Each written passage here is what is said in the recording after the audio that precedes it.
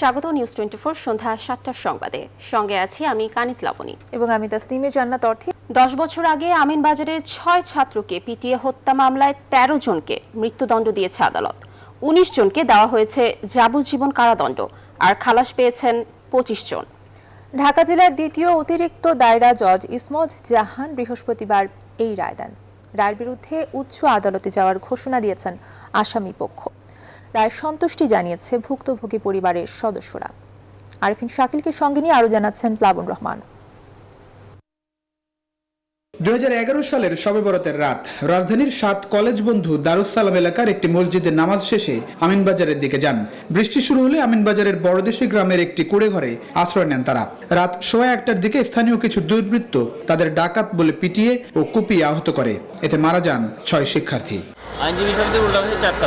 নির্মম এই ঘটনায় দায়ের হওয়া মামলায় 2013 সালের 8 জুলাই 60 আসামির বিরুদ্ধে অভিযোগ গঠন করেন আদালত। সব বিচারিক প্রক্রিয়া শেষে চাঞ্চল্যকর এই মামলার রায় ঘোষণার দিন ধার্য করা হয় বৃহস্পতিবার।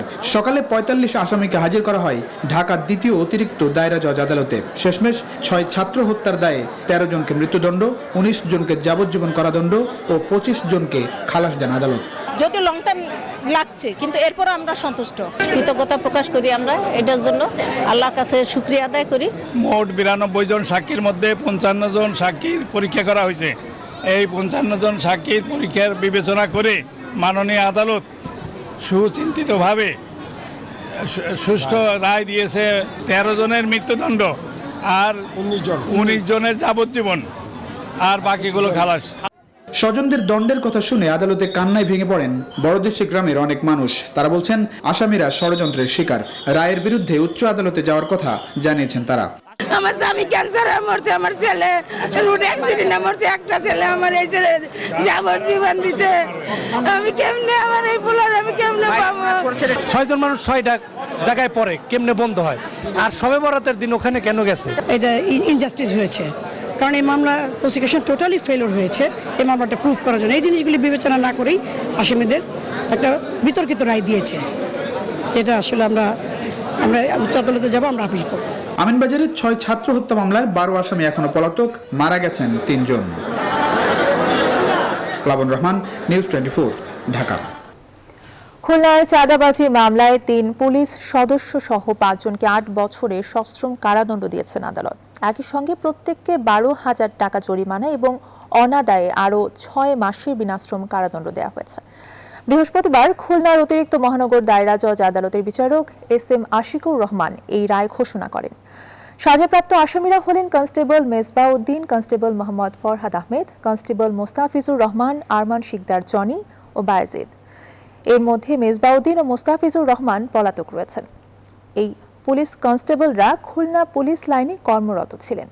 2014 সালে 12 ডিসেম্বর আসামিরা সাদা পোশাকে দৌলতপুর BL কলেজের দ্বিতীয় গেটের সামনে শাহরিয়ার রিন্টু ও আবু ইসহাক নামে 2 যুবককে পুলিশ পরিচয় মামলার ভয় দেখিয়ে 2 লাখ টাকা চাঁদা দাবি করেন। দীর্ঘ অপেক্ষার পর শুরু হলো HSC ও সমমানের পরীক্ষা। এবার কেবল নির্বাচনিক পরীক্ষা হচ্ছে, যাতে অংশ নিয়েছে প্রায় 14 লাখ শিক্ষার্থী। শিক্ষামন্ত্রী দীপু মনি বলেছেন, আসছে বছরে ক্লাসের সংখ্যা বাড়ছে না, আর করোনা পরিস্থিতির অবনতি হলে ফের বন্ধ হবে শিক্ষা প্রতিষ্ঠান। আরিফিন শাকিল জানাচ্ছেন বিস্তারিত। উচ্চ মাধ্যমিক পরীক্ষার প্রথম দিন প্রায় 14 লাখ পরীক্ষার্থীর কাছে বৃহস্পতিবার সকালটা ছিল উৎকণ্ঠা দূর করার ক্ষণ, থমকে যাওয়া শিক্ষা জীবন এগিয়ে নেওয়ার সময়। তাই যথাযথ স্বাস্থ্যবিধি মেনে সকাল 9:30টার আগেই হলে প্রবেশ করতে শুরু করেন পরীক্ষার্থীরা। বাংলা, ইংরেজি সহ আবশ্যিক বিষয় বাদ দিয়ে গ্রুপ ভিত্তিক 3 বিষয়ে 6 পত্রে হচ্ছে এবারের উচ্চ মাধ্যমিক পরীক্ষা। সময় 1.5 ঘন্টা, নম্বর 100 বদলে 50। পরীক্ষা শুরুর পর কেন্দ্র পরিদর্শনে আসেন শিক্ষামন্ত্রী।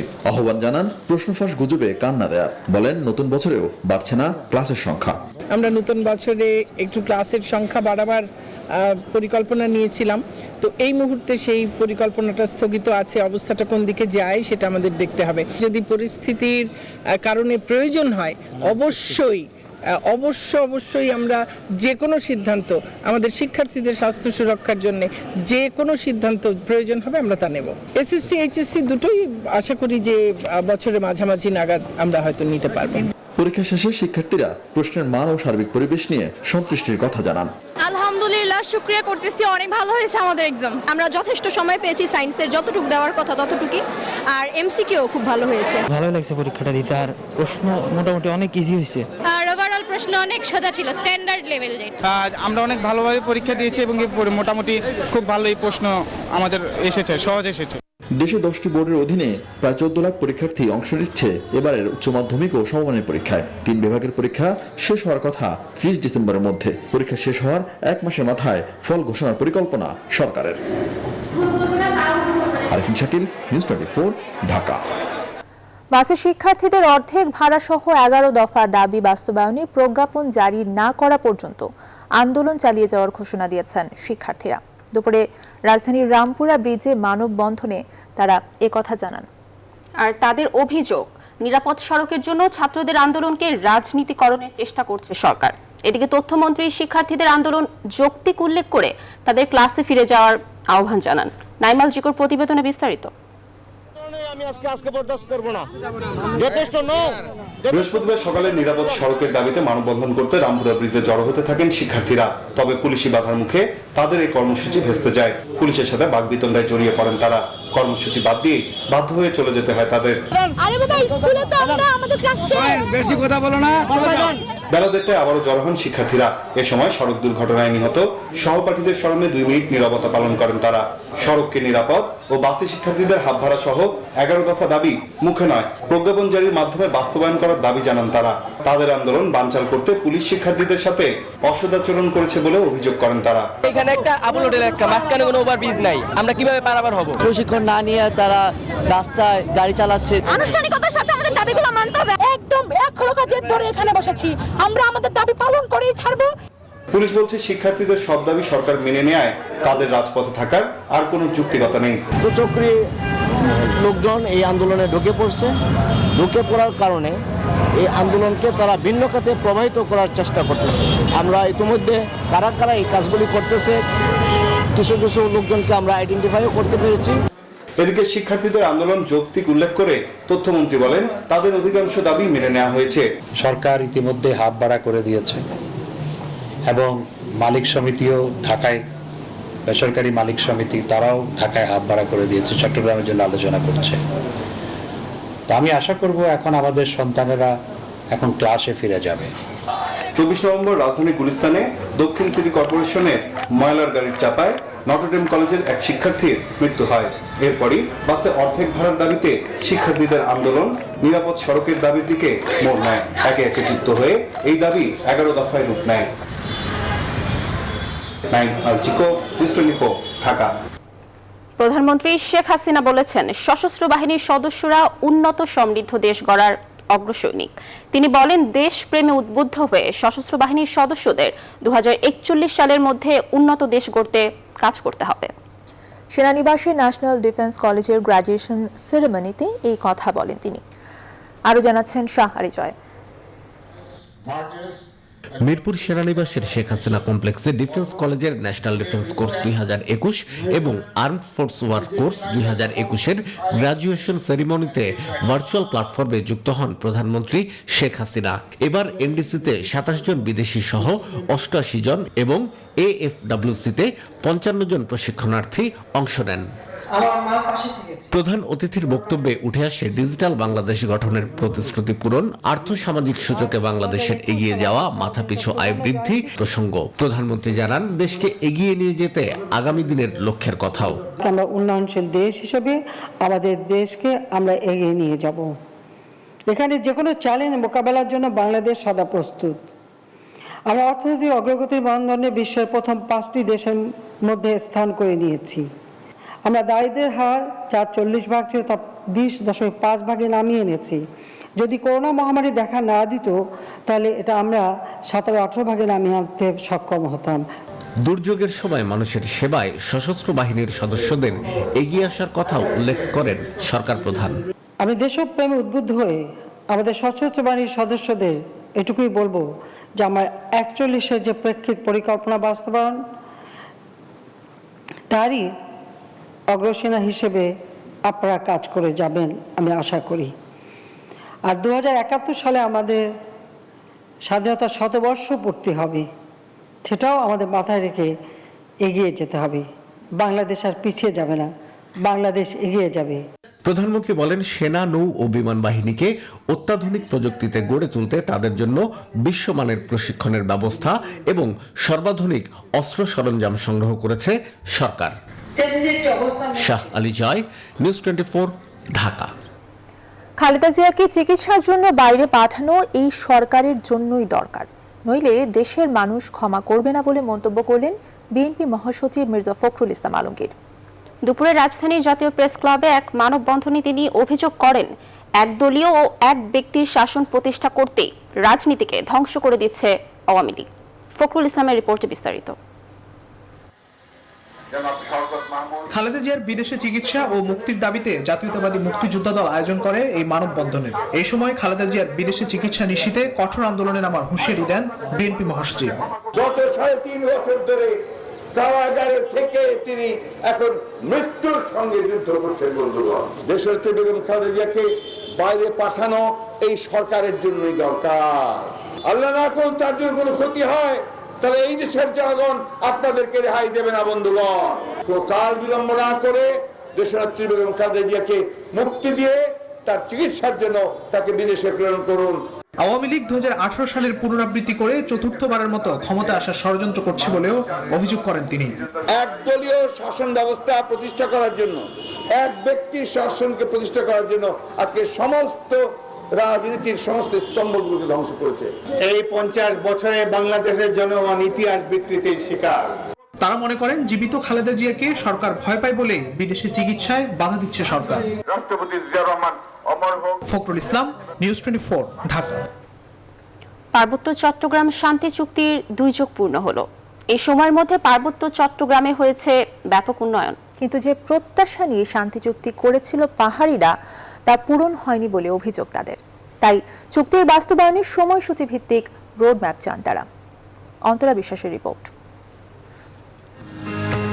1997 সালের 2 ডিসেম্বর বাংলাদেশ সরকার ও পার্বত্য চট্টগ্রাম জনসংহতির মধ্যে স্বাক্ষরিত হয় পার্বত্য চট্টগ্রাম চুক্তি, যার ফলে অবসান ঘটে 2 দশকেরও বেশি সময় ধরে চলা যুদ্ধের। সশস্ত্র পাহাড়িরা ফিরে আসেন স্বাভাবিক জীবনে। ঐতিহাসিক এই চুক্তির জন্য ইউনেস্কো পুরস্কার পেয়েছিলেন তৎকালীন ও বর্তমান প্রধানমন্ত্রী শেখ হাসিনা।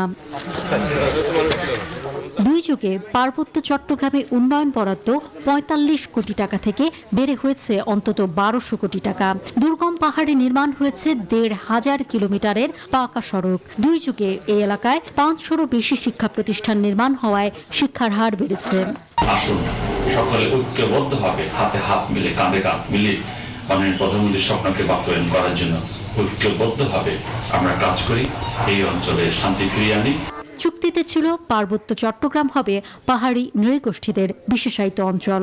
2001 সালে পাহাড়িদের ভূমি বিরোধ নিষ্পত্তির জন্য ভূমি কমিশনের আইন হয়, কিন্তু এসবের বাস্তবায়ন হয়নি বলে অভিযোগ তাদের। ভূমি বিরোধ নিষ্পত্তি কমিশন কিভাবে কাজ করবে সেই আইনটাই তো প্রণীত হয়নি। সেটা তো একটা নির্দিষ্ট একটা ছক থাকতে হবে আইনের ভিত্তি নিয়ে, সেগুলো তো এখনো অনুমোদন হয়নি। সংসদ থেকে তো সেটা অনুমোদন হয়ে আসতে হবে। সরকার এই চুক্তি বাস্তবায়নের জন্য একটি সময়সূচি ভিত্তিক রোড ম্যাপ ঘোষণা করবে, যে বাকি কাজগুলো তারা কবে করবে। এবং আমি মনে করি একটি নতুন করে অগ্রাধিকার ভিত্তিতে একটা সংলাপ আলাপ আলোচনা হওয়া দরকার উভয় পক্ষের মধ্যে। পাহাড়িদের মতে পার্বত্য চট্টগ্রাম চুক্তির পূর্ণ বাস্তবায়নই সেখানে সত্যিকারের শান্তি ও সমৃদ্ধি আনতে পারে। অন্তরা বিশ্বাস, নিউজ 24, ঢাকা। পার্বত্য চট্টগ্রাম এখন দেশের বৃহত্তর কারাগারে পরিণত হয়েছে বলে মন্তব্য করেছেন আদিবাসী ফোরামের সভাপতি সন্তু লারমা। রাজধানীর আগারগাঁওয়ে মুক্তিযুদ্ধ জাদুঘরে পার্বত্য চট্টগ্রাম চুক্তির 2 যুগ পূর্তি উপলক্ষে আয়োজিত অনুষ্ঠানে তিনি এমন অভিযোগ করেন। বলেন, 2 যুগেও এই চুক্তির বাস্তবায়ন না হওয়ার দায় সরকারকে নিতে হবে। তিনি আরো বলেন, পার্বত্য সমস্যা রাজনৈতিক ও জাতীয় সমস্যা, তাই রাজনৈতিক হস্তক্ষেপেই এর সমাধান করতে হবে। তিনি দাবি করেন, পাহাড়ের নিরীহ বাসিন্দারা চুক্তির সঠিক বাস্তবায়ন চায়। জনসংহতি সমিতিকে সরকার সন্ত্রাসী দল হিসেবে চিহ্নিত করেছে বলেও অভিযোগ করেন সন্তু লারমা। খুলনা প্রকৌশল ও প্রযুক্তি বিশ্ববিদ্যালয়ের শিক্ষক ডক্টর মোহাম্মদ সেলিম হোসেনের মৃত্যুর ঘটনায় জড়িতদের শাস্তির দাবিতে একাডেমিক কার্যক্রম বর্জন করেছে শিক্ষক সমিতি। একই সাথে ঘটনায় দোষী প্রমাণিত হলে অভিযুক্তদের বিশ্ববিদ্যালয় থেকে স্থায়ী বহিষ্কার ও ক্যাম্পাসে ছাত্র রাজনীতি বন্ধের দাবি জানানো হয়েছে। এদিকে বিকেলে বিশ্ববিদ্যালয় সিন্ডিকেট জরুরি বৈঠকে বসলেও কোনো সিদ্ধান্ত ছাড়াই মুলতবি করা হয়। মঙ্গলবার দুপুর 12:30টার দিকে একটি ছাত্র সংগঠনের কিছু শিক্ষার্থী ক্যাম্পাসে ডক্টর সেলিম হোসেনের গতিরোধ করে। পরে ওই শিক্ষককে তড়িৎ প্রকৌশল ভবনে তার ব্যক্তিগত কক্ষে এনে আনুমানিক আধা ঘন্টা রুদ্ধদ্বার বৈঠক করে। এরপর সেলিম হোসেন দুপুরে খাবারের জন্য বাসায় যান। সেখানে অসুস্থ হয়ে পড়লে হাসপাতালে নেওয়া হলে চিকিৎসক মৃত ঘোষণা করেন তাকে। দর্শক, এই বিষয়ে বিস্তারিত জানবো। কুয়েট থেকে যুক্ত হচ্ছেন আমাদের সহকর্মী শামসুজ্জামান শাহিন। শিক্ষকদের দাবি আসলে কি, আর সিন্ডিকেটের সভা কেন স্থগিত হয়ে গেল?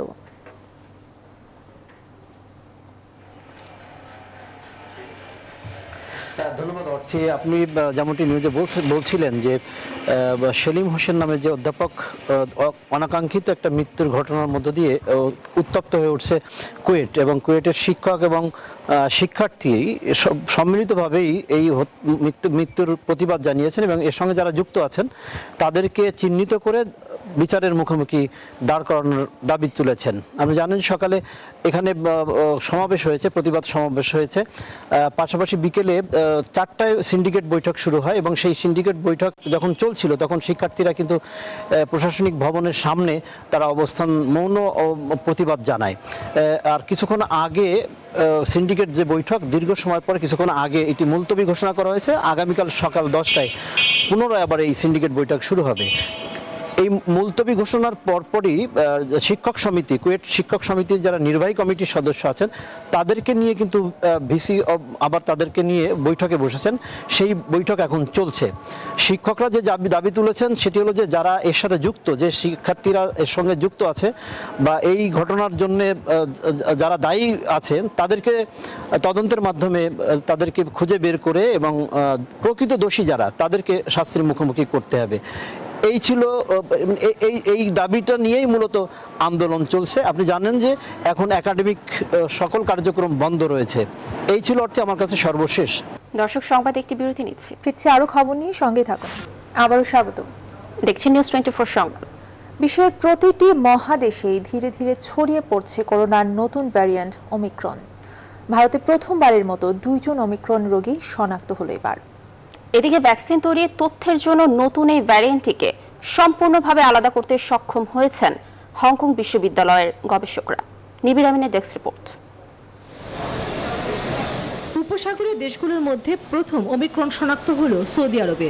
বুধবার সৌদি স্বাস্থ্য মন্ত্রণালয় জানায় উত্তর আফ্রিকা ফেরত এক ব্যক্তির দেহে শনাক্ত হয়েছে নয়া এ ধরন। ওই ব্যক্তি ও তার সংস্পর্শে যাওয়া লোকদের আইসোলেশনে রাখা হয়েছে।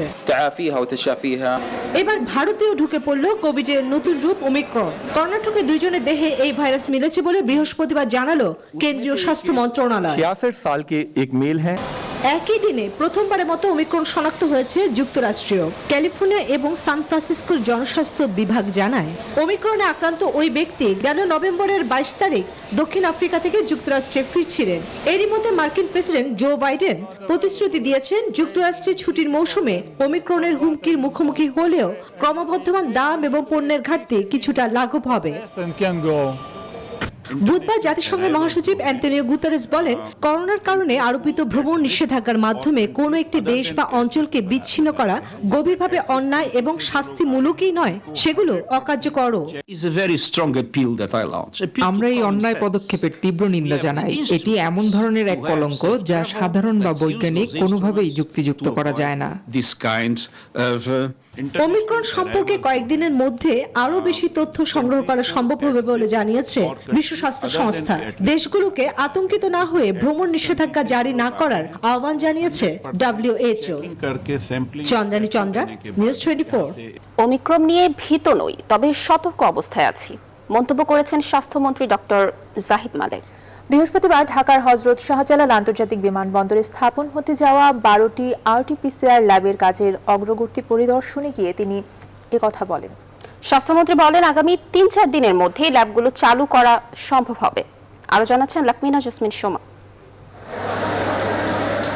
বিদেশ গমন ইচ্ছু অভিবাসী কর্মীদের দাবির মুখে প্রধানমন্ত্রী শেখ হাসিনার নির্দেশে অল্প সময়ের মধ্যে ঢাকা বিমানবন্দরে চালু হয় আরটিপিসিআর টেস্ট।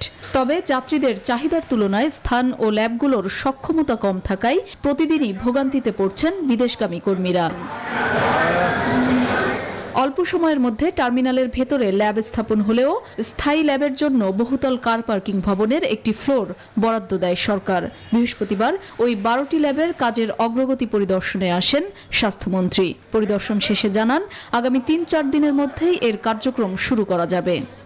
জায়গা কম, দাঁড়াবার জায়গা অসুবিধা ছিল, পরীক্ষা করার জায়গা অসুবিধা ছিল, গাদাগাদি করে কাজ হচ্ছিল, সংক্রমণের আশঙ্কা ছিল। তার থেকে এখন আমরা পরিত্রাণ পাবো। স্বাস্থ্যমন্ত্রী বলেন কোভিড-19 নতুন ধরন ওমিক্রন নিয়ে বাংলাদেশ ভীত নয়। আমরা সতর্ক, কিন্তু আমরা প্যানিক করব না। আমরা জানতে পেরেছি যে এটা খুবই সংক্রমণ করে, খুব দ্রুত ছড়িয়ে যায়। আফ্রিকাতে বলেছে প্রায় 100 গুণ বেশি সংক্রমণের ক্ষমতা রাখে, কিন্তু মৃত্যু এখনো কোনো ঘটে নাই। দক্ষিণ আফ্রিকা থেকে আসা প্রায় 250 যাত্রীর খোঁজ খবর নেওয়া হচ্ছে জানান স্বাস্থ্যমন্ত্রী। 1 মাস আগের কথা, কাজে এখন তো অনেকদিন পার হয়ে গেছে। তারপরেও আমরা ছাড়ছি না, আমরা খুঁজে সকলকে ইনশাল্লাহ বের করব। কোয়ারেন্টাইনভুক্ত হোটেল থেকে কেউ পালিয়ে গেলে ওই হোটেলের বিরুদ্ধে ব্যবস্থা নেওয়া হবে বলেও জানান স্বাস্থ্যমন্ত্রী। সেই হোটেলকেও আমরা পেনাল্টিতে নিয়ে আসবো।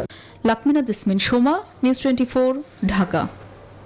বিজয় দিবসে জাতীয় সংসদ ভবনে জাতির জনক বঙ্গবন্ধু শেখ মুজিবুর রহমানের জন্মশতবার্ষিকীর রাষ্ট্রীয় আয়োজনে আগত অতিথিদের কোভিড সনদ বাধ্যতামূলক থাকতে হবে জানিয়েছেন স্বরাষ্ট্রমন্ত্রী আসাদুজ্জামান খান কামাল।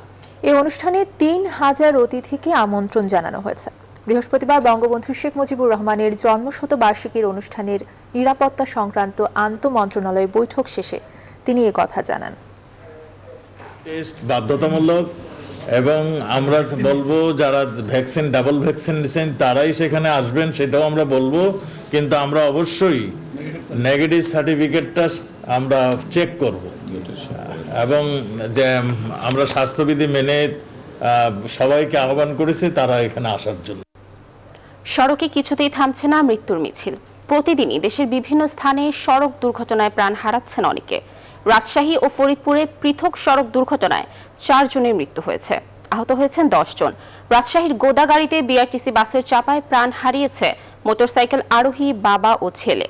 পুলিশ ও প্রত্যক্ষদর্শীরা জানান এনজিও কর্মকর্তা বাবা সাজু মিয়া তার 7 বছর বয়সী শিশুপুত্র আব্দুল্লাহ আল আলিফকে স্কুলে রাখতে যান। সকাল 9:15টার দিকে বিজয়নগর বাসনীতলা এলাকায় রাজশাহী চাপাই নবাবগঞ্জ মহাসড়কে বিআরটিসির একটি বাস তাদের দুজনকে চাপা দেয়। এতে ঘটনাস্থলে তাদের মৃত্যু হয়। এদিকে নগরীর আহমেদনগরে রাজশাহী নওগাঁ মহাসড়কে যাত্রীবাহী বাস চাপায় অজ্ঞাত এক মোটরসাইকেল আরোহী নিহত হয়েছে। সকাল 8:30টার দিকে এই ঘটনা ঘটে। এদিকে ফরিদপুরের নগরকান্দায় যাত্রীবাহী বাস নিয়ন্ত্রণ হারিয়ে খাদে পড়ে নিহত হয়েছেন 1 জন, আহত হয়েছেন 10 জন। লাইসেন্সের শর্ত ভেঙে মোবাইল অপারেটরের ওটিটি প্ল্যাটফর্মের সংবাদ বা অনুষ্ঠান প্রচার করা হলে ব্যবস্থা নেওয়া হবে বলে জানিয়েছেন তথ্য ও সম্প্রচার মন্ত্রী হাসান মাহমুদ। বৃহস্পতিবার সচিবালয়ে বেসরকারি টেলিভিশন মালিকদের সংগঠন অ্যাটকো নেতাদের সঙ্গে বৈঠক শেষে কথা বলেন তিনি। বৈঠকে আইপিটিভির অনুমোদন নিয়ে উদ্বেগ প্রকাশ করেন অ্যাটকোর সিনিয়র সহসভাপতি ইকবাল সোবহান চৌধুরী। দ্রুত সময়ের মধ্যে আইপিটিভির নীতিমালার দাবি জানান তিনি। এ বিষয়ে তথ্যমন্ত্রী জানান অতিরিক্ত সংখ্যক আইপিটিভি অনুমোদন দেবে না সরকার। নতুন করে আইপিটিভির অনুমোদন দেওয়ার কোনো প্রয়োজন আছে কিনা সেটি কিন্তু আমরা মাননীয় মন্ত্রীকে আমাদের পক্ষ থেকে উদ্বেগের কথা বলেছি। একটি নীতিমালা হওয়া দরকার, সেই নীতিমালা যেন করা হয়। 13-14টির আইপিটিভি রেজিস্ট্রেশন দেওয়ার জন্য আমরা অনুমতি দিয়েছি এবং আইপিটিভি কিন্তু কোনোভাবেই সংবাদ প্রচার করতে পারবে না এবং সেটি আইপিটিভি সংক্রান্ত সম্প্রচার নীতিমালা যেটি মন্ত্রিসভায় অনুমোদন হয়েছে সেখানে স্পষ্ট করে বলা আছে। সংবাদ একটি বিরতি নিচ্ছি, সঙ্গে থাকুন। স্বাগত আরও একবার, দেখছেন নিউজ 24 সংবাদ। পাবনার ভাঙ্গুড়া উপজেলার কংক্রিট স্লিপার উত্তোলনকারী ক্রেন উল্টে ঢাকার সঙ্গে দেশের উত্তর ও দক্ষিণবঙ্গের রেল চলাচল বন্ধ রয়েছে। ভাঙ্গুড়া বাজার রেল স্টেশনে রোববার দুপুরে ক্রেনটি উল্টে যায়। এদিকে দুর্ঘটনা কবলিত ক্রেন উদ্ধারের জন্য বেলা 3:30টার দিকে ঈশ্বরদী থেকে আরেকটি ক্রেন রওনা দিলে সেটিও উল্টে যায়। এতে ঢাকার সাথে রেল যোগাযোগ স্বাভাবিক হতে রাত 10টা বাজতে পারে বলে ধারণা করছে সংশ্লিষ্ট কর্তৃপক্ষ। দ্বিতীয় দিনের মতো বড় উত্থান হয়েছে দেশের দুই পুঁজিবাজারে। টানা পতনের পর এতে কিছুটা স্বস্তি ফিরতে শুরু করেছে বিনিয়োগকারীদের মধ্যে। সূচকের সাথে বেড়েছে লেনদেনের পরিমাণও। সপ্তাহের শেষ কার্যদিবসে প্রধান পুঁজিবাজার ঢাকা স্টক এক্সচেঞ্জ ডিএসসিতে প্রধান সূচক বেড়েছে 90 পয়েন্ট। এই বাজারে মোট লেনদেন হয়েছে 1245 কোটি টাকা, যা তার আগের দিনের চেয়ে প্রায় 150 কোটি টাকা বেশি। এই বাজারে হাত বদল হওয়া কোম্পানিগুলোর মধ্যে দর বেড়েছে 208টির, কমেছে 118টির, আর অপরিবর্তিত দেখা গেছে 48টি কোম্পানিকে। দর্শক, এই ছিল আমাদের সন্ধ্যা সংবাদের আয়োজন। সাথে থাকার জন্য অসংখ্য ধন্যবাদ।